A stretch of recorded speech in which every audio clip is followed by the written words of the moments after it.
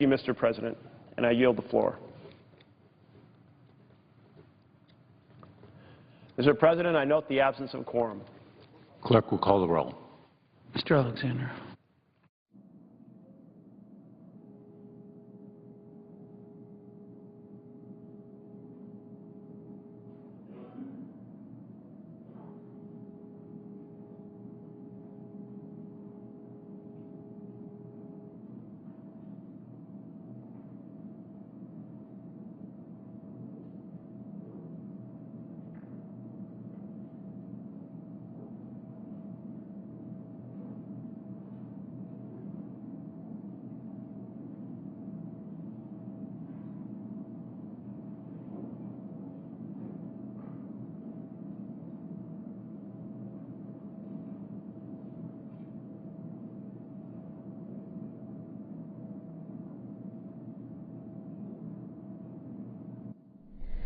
Senator Merkley was talking about filibustering presidential nominations.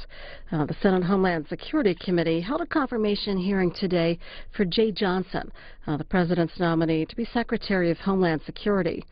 You can see that entire hearing tonight on our companion network, C-SPAN 3 at 8 Eastern. And tomorrow, another confirmation hearing live on C-SPAN 3. President Obama has tapped Janet Yellen to be chairman of the Federal Reserve. And the Senate Banking Committee will hold her confirmation hearing tomorrow morning at 10 Eastern, live on C-SPAN 3.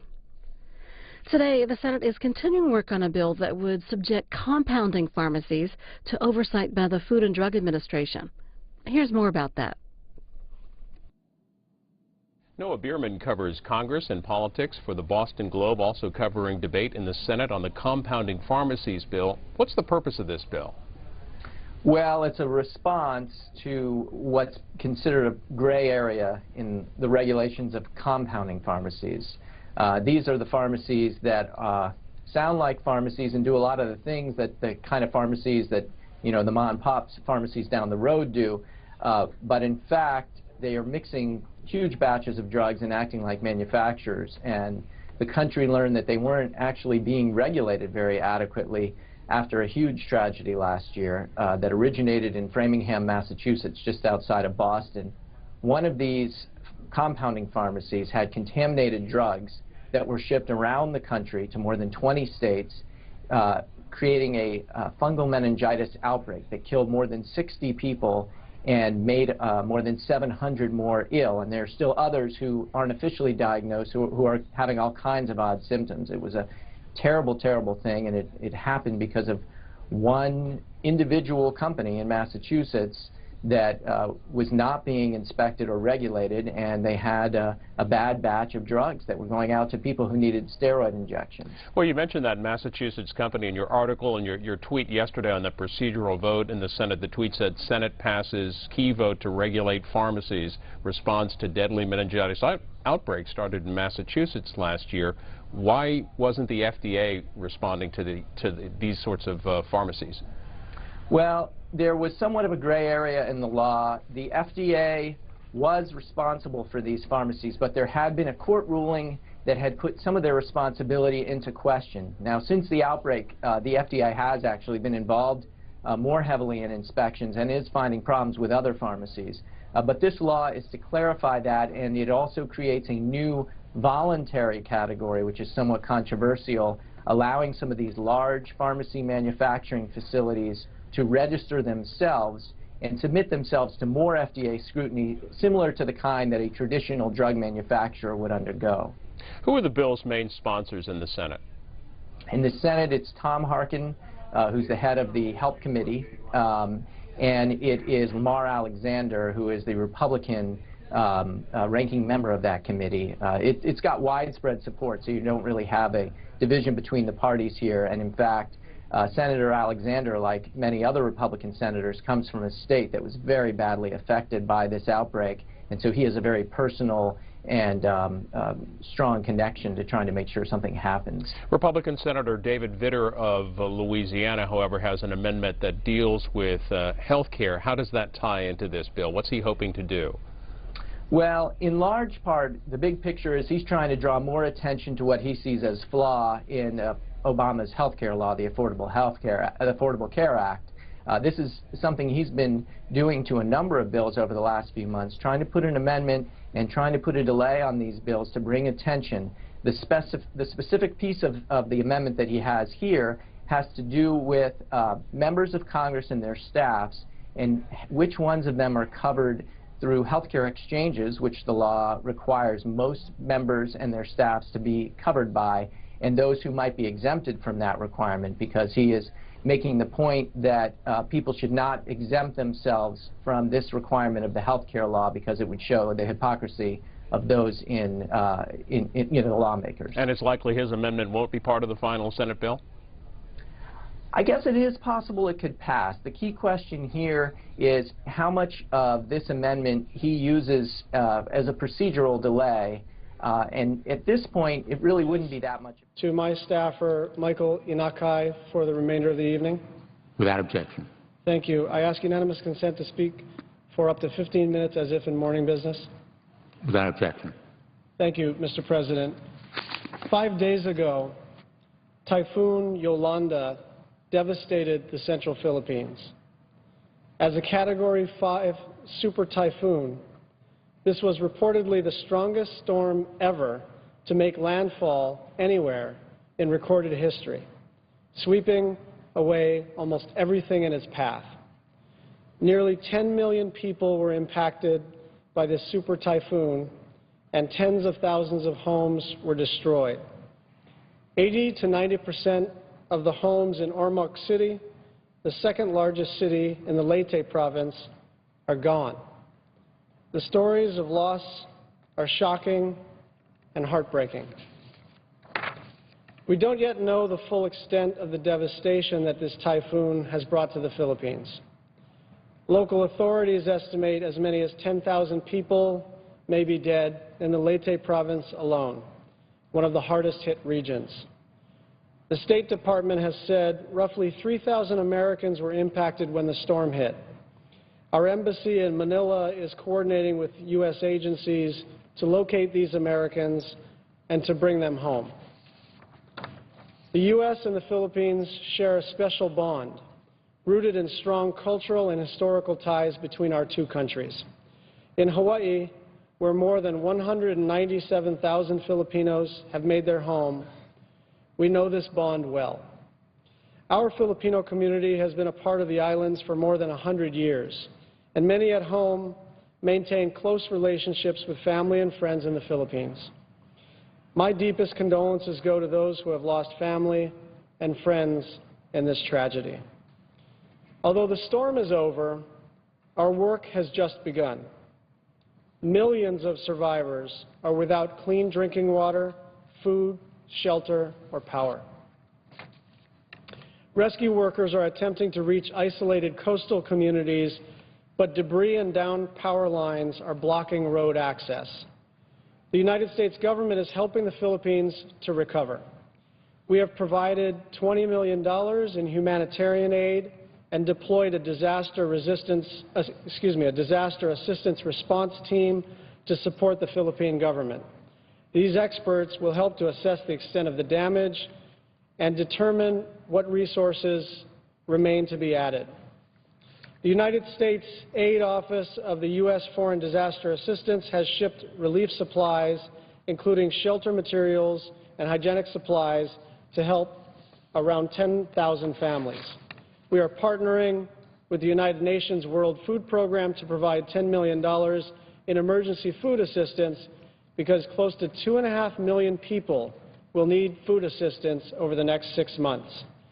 This aid will help to airlift 55 metric tons in emergency food to feed more than 20,000 children and 15,000 adults, providing immediate relief for the next 4 to 5 days.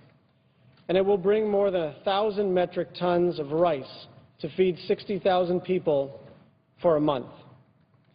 U.S. Marines are on the ground. Our military is helping to airlift relief supplies, conduct aerial damage assessments, and coordinate search and rescue operations. U.S. Pacific Command has forces in Manila to help deliver food and water to the impacted areas. and the George Washington Carrier Strike Group and its 5,000 sailors are expected in the area soon to provide humanitarian assistance and disaster relief. For those still searching for displaced or missing loved ones, I urge you to contact the Philippine National Red Cross or the National Disaster Risk Reduction and Management Council Operations Center. Google has also launched the Typhoon Yolanda Person Finder. Americans can also visit CNN's iReport website to upload photos and information about people you may be looking for.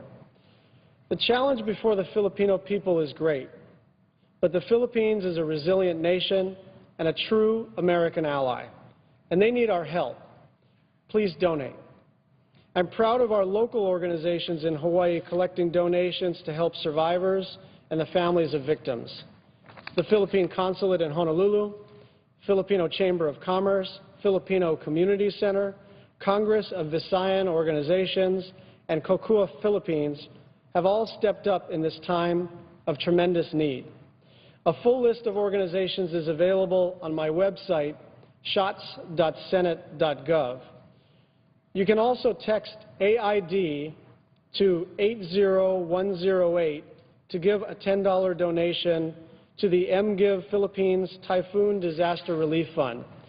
Again, you can text AID to 80108 if you'd like to give $10 to the relief efforts. I want to especially recognize and thank all of the women and men of the United States Embassy in Manila, USAID Mission in Manila, the State Department, USAID here in the District of Columbia, and the United States Pacific Command for their great efforts in coordinating our ongoing response.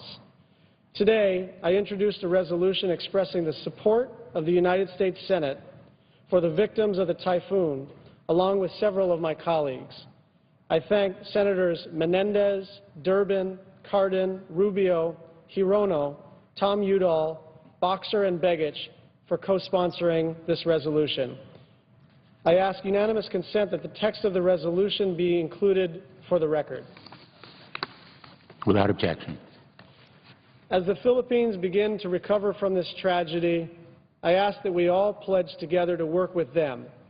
And when they rebuild their communities, rest assured they will emerge stronger than ever.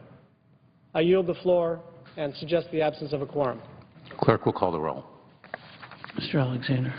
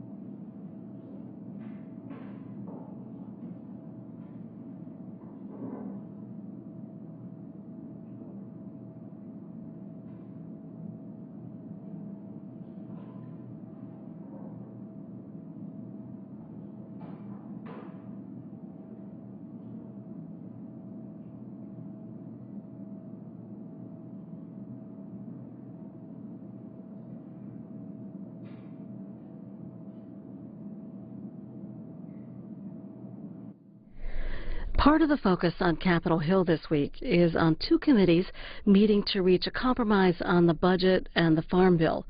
Politico, writing that the second public meeting of a House-Senate Budget Negotiating Committee yielded few signs that lawmakers will be able to resolve deep differences over fiscal policy. The story goes on to say that still, lawmakers offered overtures that they hope to strike a deal, and the two lead negotiators indicated that they've been talking behind the scenes. Representative Paul Ryan saying that we're discussing the parameters of a possible agreement, and Senator Patty Murray echoing Mr. Ryan's desire to reach some sort of compromise, saying Chairman Ryan and I both know that this is not easy. Senator Murray saying that our budgets are dramatically different, but it is extremely important, and we agree that we need to step out of our partisan corners to make some compromises. You can see that budget meeting tonight at 8 Eastern here on C-SPAN 2. The Obama administration today announced that 106,000 people have signed up for health insurance since the online marketplaces opened on October 1st. Of those, 79,000 enrolled on state-run health insurance marketplaces, and 27,000 signed up on the federal website, healthcare.gov. Some of the topics at the White House briefing today: health care, Iranian nuclear talks, and immigration. And we'll watch that as we wait for a senator to speak.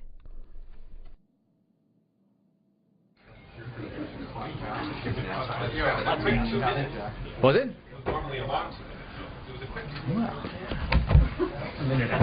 Elasticity. I think it was just simply 2 minutes. It might have been just 2 minutes. Don't mean to startle everybody, but I welcome you to the White House today. Thanks for being here. Before I take your questions, I have several announcements here at the top. First of all, as has just recently been reported, there's a bit of big news. In October, for the first time in nearly 2 decades, domestic oil production, which is at a 24-year high, surpassed foreign oil imports, which are at a 17-year low. This milestone is a result of both increased production and administration policies like increased fuel economy standards that cut oil consumption, cut carbon pollution, and cut consumer bills. I have some visual aids here. The first chart shows what the Energy and Information Administration has found. For the first time since the 1990s, the monthly average of U.S. crude oil net imports will be less than the amount of crude oil we produced domestically during the same period. This transformation is driven by 3 primary factors. First, the improving efficiency of our cars and trucks, sparked by the President's historic fuel economy standards. Second, continuing catalytic investments in advanced vehicles and fuels, and increased biofuel production. Third, increasing domestic oil production. Taken together, these factors not only reduce our dependence on foreign oil, but work to reduce overall carbon pollution in our communities, as is shown in this second chart. As you can see, carbon pollution from the transportation sector was the lowest it's been in more than a decade in 2012. Improved efficiency in the transportation sector, as well as deployment of alternative fuel technologies like electric vehicles and biofuels, are driving this reduction in carbon pollution. The final chart underscores the important point that we do not need to choose between growing the economy and cutting pollution. While CO2 emissions are dropping, our economy is not slowing, and our GDP continues to grow. The President's Climate Action Plan will spark innovation across a wide variety of energy technologies, resulting in cleaner forms of American-made energy. The President's plan will also help families cut energy waste, lowering their gas and utility bills. So this is a significant milestone, a reflection of the President's all-of-the-above approach to energy production, as well as his commitment to reducing carbon emissions. And it's rather remarkable if you look at the trajectory over the course of the last 2 decades that we are now importing less foreign oil than we are producing here at home, and that's something that is very welcome news indeed. The second announcement I have at the top is that today at 3 p.m. in the Oval Office, the President will sign H.R. 2094, the School Access to Emergency Epinephrine Act, which amends the Children's Asthma Treatment Grants Program and other asthma programs administered by the Department of Health and Human Services in order to encourage schools to plan for severe allergic reactions. There will be a photo spray at the top of that signing ceremony. Finally, we applaud congressional leaders in both the House and Senate for introducing a bill today that would help realize the President's vision of high-quality preschool for every American child. It's notable that the House version of the bill includes a Republican co-sponsor. Parents deserve safe places for their children to learn. And we know that for America to succeed in the 21st century, we will need the most dynamic, educated workforce in the world. There is no better down payment towards that goal than a great early start to education. Studies show that every dollar invested in early learning and development programs save as much as $7 down the road in higher earnings that yield more revenue and lower government spending on social services and crime prevention. That's why governors from both parties are investing in early education at the state level. But even so, most 4-year-olds are not in a high-quality public preschool program. This is an investment we need to make at the federal level, too, and one that the President has a plan to pay for, with a small increase to the federal tax on cigarettes, which would also discourage kids from smoking and benefit their health. The President believes we can and must do more to provide every child an opportunity, a great start in life, and this bill is a crucial step in that direction. Education, of course, cannot stop in the early years, and that is why, as Valerie Jarrett announced last night, next month the President will host a summit that will bring together, college presidents, the private sector, and others to focus on increasing college access and completion for young people from disadvantaged backgrounds. This will include ensuring that we reach disadvantaged students early enough so that they are on a path to succeed in college and in their careers, and to help them wherever possible to match to the colleges where they are most likely to succeed. Finally, there's a lot of evidence out there about what works, and we want to use this event as an opportunity to see how we can scale up the most successful approaches to helping students reach and succeed in college. And this will complement our efforts to address the issue of college costs for all students by focusing on their mission. 10 minutes as if in morning business. Senator, we are in a quorum call. Asked to vacate the quorum call. Without objection. I'd like to speak for up to 10 minutes as in morning business, Mr. President. Without objection. Mr. President, before I make my comments regarding manufacturing and job creation in America and Alaska, I'd like to say I know my friend from Hawaii was here earlier, Senator Schatz, talking about the important resolution that's been introduced, and I was happy to and honored to be able to co-sponsor regarding the typhoon in the Philippines. In Alaska, we have over 20,000 Filipinos living in our state, an incredible group of individuals, people I've known in the business world as individuals, family members. The devastation is unbelievable. As you look at the photos and see the devastation of the typhoon and the impacts it has on families there. And even though it's thousands of miles away, I can tell you in Alaska, we feel it, we see it. Our friends there who are Filipino have many relatives on the islands, and it's just unbelievable, the impact. I was in Alaska this weekend and met with members of the leadership of the Filipino community, as well as members from the Red Cross and others, to see what we can do from an Alaska perspective, because Alaska knows what disasters are like, from earthquakes to floods. We seem to have them quite often, and we know the impacts this can have on families. So I'm very honored to be able to support the resolution that my friend from Hawaii introduced, but also recognizing the Alaska 20,000 Filipino community members that are suffering and thinking about their families and friends overseas, and we want to do everything we can. I know our country is there and ready and moving a lot of resources to assist. So I just want to put that on the record, and just my condolences to families who have lost loved ones, but also to Alaskans who are grieving for friends and family that may have been lost in a typhoon. And we're going to do everything we can. I know personally I have done my own contributions, whatever I can, to assist in anything to move forward and bringing resources to the islands.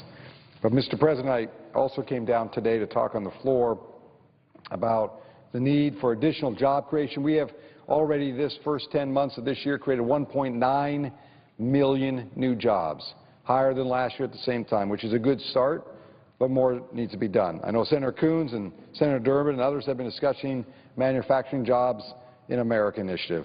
In particular, we're talking about skills necessary to succeed in today's economy. the skills Americans need to land and keep good manufacturing jobs. There used to be a time when a bright kid in this country could work hard in school, graduate with a high school diploma, and go work in a factory. He or she could make a decent living, a living wage, enough to raise a family and own a home and think about the future of their kids. Those days are long gone. Unfortunately, today's factories and plants don't look like they used to. The level of technical expertise needed to operate some new machinery is pretty high. That's why I've made a career in technical education a priority.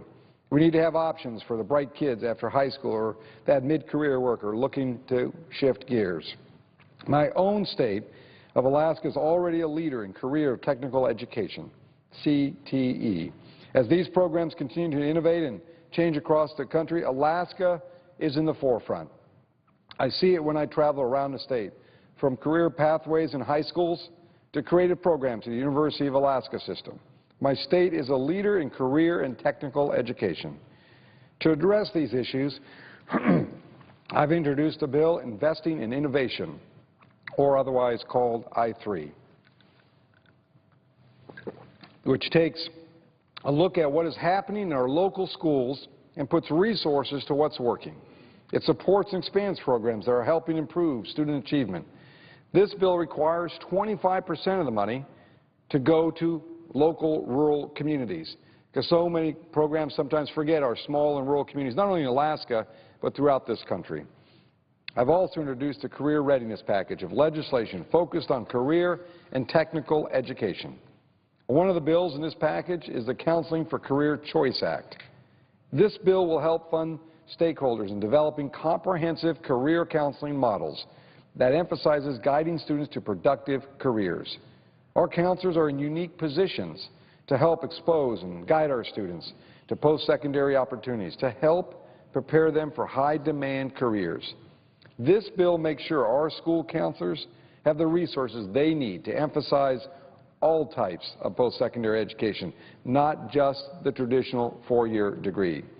It focuses on opportunities like apprenticeships, certification programs, associate degrees, and, of course, four-year degrees. And it makes sure that business, economic development, and industry leaders are at the table providing information on available post-secondary training opportunities and career trends, basically making sure we match what we're teaching to what's available in the market not only today and into the future. Our students need the best teachers and the best facilities. I also have legislation focused on career technical education, CTE, professional development for teachers and principals. Another career readiness bill provides funding to make sure we are modernizing our CTE facilities. We know that students who are involved in career and technical education programs are engaged in their future careers. We have to keep making sure what our students learn is relevant to the real world. We must align our education system with the in-demand careers to fill those jobs in that pipeline. And we must keep our students engaged. If we're going to compete in the 21st century like we did in the 20th century, we need to make sure our students have the very best skills that are tailored to the 21st century economy. Career and technical education is the best approach, in my opinion, to give students those skills. So I'm a big fan of Manufacturing Jobs for America, initiatives led by Senator Coons and several of my colleagues. America's manufacturing sector has enormous potential to create new jobs and speed up our economy and economic recovery. These are good jobs, and they spin off into even more jobs. According to the National Association of Manufacturers, every manufacturing job we create adds 1.5 jobs to the local economy. So let's move forward. Let's pass these bills to help with job training and career facilities and readiness. And let's do everything we can to get our manufacturing sector running full speed ahead. Mr. President, before I conclude my remarks, let me just add, I know there's a lot of debates that we have on the floor. In the community, we're talking about health care. We're talking about National Defense Authorization Bill. We're going to talk about a compounding bill here. But at the end of the day, what Alaskans come to me on a regular basis after 4.5 days just back in Alaska, it's about what are we doing to create jobs for the future, not only for people today in the work environment, but the kids in the future who will be in the work environment. This legislation and many other pieces that have been introduced in this package help lead this economy and continue to move this economy. We have to remind ourselves where we were. This year, this month, we created over 200,000 jobs. The first month I came here, when I was sworn in, the economy was in a tailspin. We had lost over 700,000 jobs. So we've been in the positive trend line for several months here. But we have more to do in an area that I think is an incredible opportunity, not only for Alaska, but for all across this country, is how do we improve our manufacturing and ensure that young people are ready for the 21st century. I appreciate the time, and again, to my friend, Senator Coons, for all the work he's doing to bring manufacturing to the forefront, and all the colleagues who have been coming to the floor to talk about an important